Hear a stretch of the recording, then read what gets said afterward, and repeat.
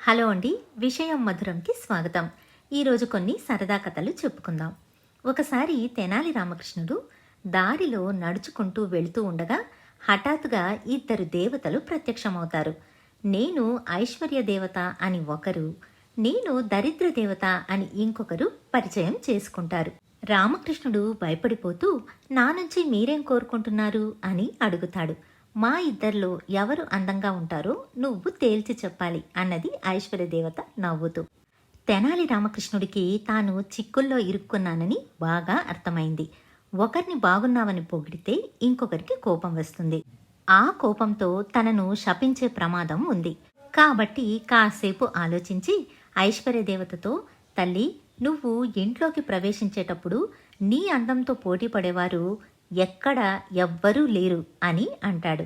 వెంటనే దరిద్ర దేవత వైపు తిరిగి, అమ్మా, నువ్వు ఇంటి నుంచి బయటకు వెళ్ళేటప్పుడు నీ అందం ముందు ఎవరి అందమైనా చిన్నబోవాల్సిందే అని అంటాడు.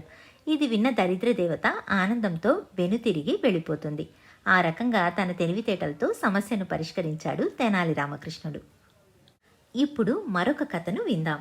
ఒకసారి కృష్ణదేవరాయలు ముగ్గురు చిత్రకళాకారులను పిలిపించి చనిపోయిన తన మామ చిత్రాన్ని గీయమని అడుగుతాడు. అయితే రాజు మామకు ఒక కన్ను గుడ్డిది కావడం వల్ల ఒకే కన్నుతో చూడగలిగేవాడు.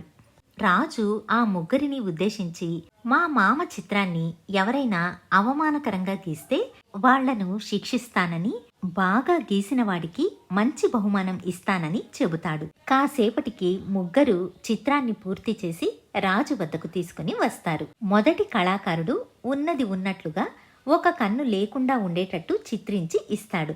అది చూసిన రాజుకు కోపం వచ్చి, నా మామను అవమానకరంగా చిత్రించావు, కాబట్టి నీకు శిక్ష తప్పదు అని అంటాడు.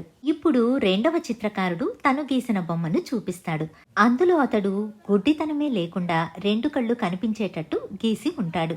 ఆ చిత్రకారుడితో రాజు లేనిది ఉన్నట్టుగా గీసి తనను మోసగించే ప్రయత్నం చేశాడని, తనకు శిక్ష తప్పదని చెబుతాడు. మూడవ చిత్రకారుడు చిత్రాన్ని ఒకవైపు మాత్రమే కనపడేటట్టు గీసి ఉంటాడు. అంటే బాగా కనిపించే కన్ను మాత్రమే కనిపించే విధంగా బొమ్మను గీసి ఉంటాడు. రాజు అతన్ని మెచ్చుకుని అతడికి కానుకలిచ్చి పంపిస్తాడు. మరొక మంచి కథను విందాం. ఒకసారి కృష్ణదేవరాయలకు ఒక చిలిపి ఆలోచన వచ్చింది.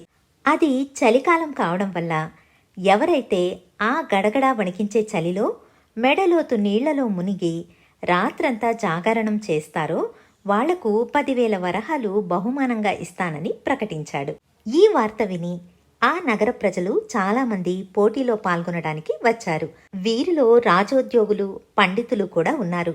కానీ ఎవ్వరూ పోటీలో నెగ్గలేకపోయారు. ప్రయత్నించిన వారందరూ ఆ చలికి తాళలేక మధ్యలోనే విరమించుకున్నారు. ఈ వార్త విన్న ఒక పేద రైతు ఎలాగైనా తను ఈ పోటీలో పాల్గొని గెలవాలని నిశ్చయించుకుని తన గ్రామం నుంచి నగరానికి నడుచుకుంటూ చేరుకున్నాడు. అలా చేరుకున్న ఆ పేద రైతు సభలోనికి వెళ్లి ఈ పోటీలో పాల్గొనటానికి తనకు అనుమతినివ్వవలసిందిగా రాజును కోరుకుంటాడు.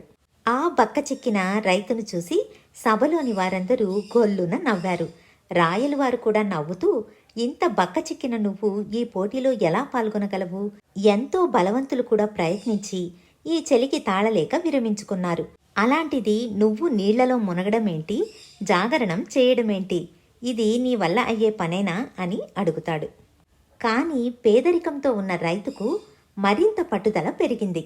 తను పాల్గొంటానని చెబుతాడు. అలా రక్తాన్ని గడ్డకట్టించే ఆ చలిలో ఆ రైతు రాత్రంతా నీళ్లలో మునిగి జాగరణం చేస్తాడు.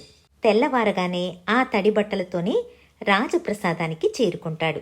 అతడిని చూసిన రాజు ఆశ్చర్యపోతూ అతన్ని ఒక గదిలో కూర్చోబెట్టి రాజోద్యోగుల వద్దకు వచ్చి, నిజంగానే ఈ రైతు రాత్రంతా మెడలోతు నీళ్లలో మునిగి ఉన్నాడా అని అడుగుతాడు.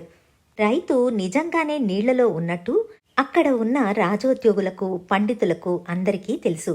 అయినా తాము చేయలేని పనిని ఆ రైతు చేశాడని, అంతటి ఖ్యాతి ఆ రైతుకు దక్కడం ఇష్టం లేక వాళ్ళు ఇందులో ఏదో మోసం ఉంది మహారాజా అని అంటారు. వెంటనే కృష్ణదేవరాయలు చెరువుకు కాపలా ఉన్న భటుణ్ణి పిలిపిస్తాడు. అక్కడికి చేరుకున్న భటుడికి ఆ రాజోద్యోగుల, పండితుల ఆంతర్యం అర్థమవుతుంది. అతడు వెంటనే చెరువు ఒడ్డునే తమరి అంతఃపురం ఉంది కదా మహారాజా. నిన్న అక్కడ్నుంచి ఒక కాగడ వెలుగుతూ ఉంది. ఆ కాగడా నుండి వెలువడే వెచ్చదనం చెరువంతా వ్యాపించింది. అలా ఆ వేడిని గ్రహిస్తూ రాత్రంతా గడిపాడు ఈ రైతు. లేకపోతే ఇంత చలిని తట్టుకునేంత శక్తి ఈ బక్కప్రాణికి ఎక్కడ ఉంటుంది అని అంటాడు. ఇదంతా విన్న కృష్ణదేవరాయలు ఏమాత్రం ఆలోచించకుండా ఆ రైతుకు ఇవ్వవలసిన బహుమానాన్ని రద్దు చేసేశాడు. 10 వరహాల మీద ఆశ పెట్టుకున్న ఆ రైతుకు గుండె పగిలినంత పనయింది. కాని చేసేదేమీ లేక తన దురదృష్టాన్ని తిట్టుకుంటూ ఇంటి ముఖం పట్టాడు. ఇదంతా గమనిస్తున్న రామకృష్ణుడికి ఈ అన్యాయాన్ని సహించకూడదు అని అనిపిస్తోంది. ఎలాగైనా ఆ రైతుకు న్యాయం చేయాలని నిర్ణయించుకుంటాడు.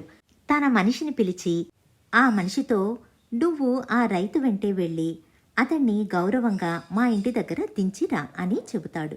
ఆ తరువాత సభలో లేచి నిలబడి తన ఇంట్లో ఆ రోజు సాయంత్రం విందు ఉందని, దానికి రాజుతో పాటు తోటి కవులు, రాజోద్యోగులు, పండితులు అందరూ ఆ రోజు సాయంత్రం తన ఇంటికి రావాలని ఆహ్వానిస్తాడు. అంతేకాకుండా తోటలో విందని, ఆ విందులోని వంటకాల గురించి అందరికీ నోరూరించేటట్లు వివరిస్తాడు.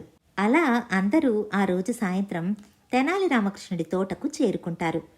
రామకృష్ణుడు ఇచ్చే విందు ఎలా ఉంటుందో చూద్దామని రాయలు వారు కూడా వస్తారు. రామకృష్ణుడు అందరికీ తోట చూపిస్తూ అలా తిప్పుతూ కాలక్షేపం చేస్తాడే కాని ఎవ్వరికీ పచ్చి మంచినీళ్లు కూడా ఇవ్వడు. రాత్రి బాగా చీకటి పడింది.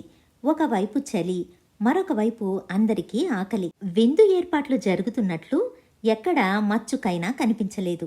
భోజన సమయం దాటిపోవడంతో రాయలు కోపగించుకుని, రామకృష్ణ, విందు ఎక్కడా అని అడుగుతాడు.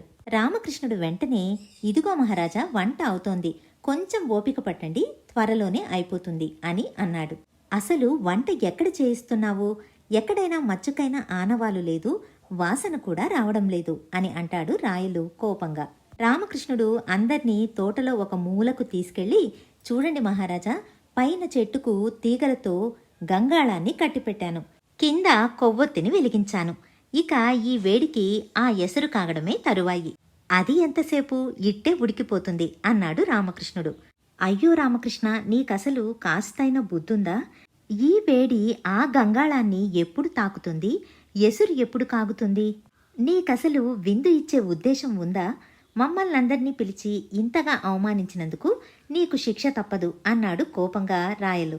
అప్పుడు రామకృష్ణుడు, క్షమించండి మహారాజా, కొలనులో మునిగి ఉన్న మనిషి ఎక్కడో కోటలో వచ్చే కాగడాతో చలి కాచుకున్నప్పుడు ఇంత దగ్గరగా పెట్టిన కొవ్వొత్తి నుంచి వచ్చే వేడి వల్ల అన్నం ఉడకదా అని అడుగుతాడు. రామకృష్ణుడి మాటలను గ్రహించిన శ్రీకృష్ణదేవరాయలు సిగ్గుపడి తరువాత రామకృష్ణుణ్ణి మెచ్చుకుని తన మెడలోని ముత్యాలహారాన్ని రామకృష్ణుడి మెడలో వేసి అలంకరిస్తాడు. తరువాత రామకృష్ణుడు రైతును రాజు ముందుకు తీసుకువచ్చి న్యాయం చేకూర్చాలని అడుగుతాడు. రాజు రైతును అభినందించి 10,000 వరహాలు పందెం గెలిచినందుకు గాను ఇచ్చి అపరాధ క్షమాపణంగా మరో 100 వరహాలు బహూకరించి సత్కరిస్తాడు. రాజుకు రామకృష్ణుడికి కృతజ్ఞతలు తెలిపి రైతు అక్కడి నుంచి సంతోషంగా ఇల్లు చేరుకుంటాడు.